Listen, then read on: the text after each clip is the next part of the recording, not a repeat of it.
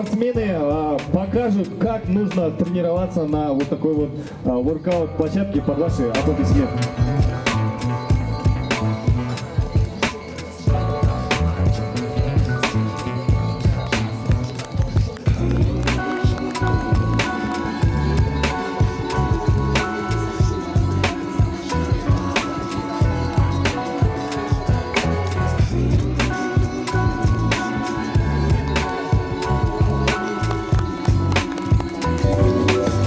Рахмат.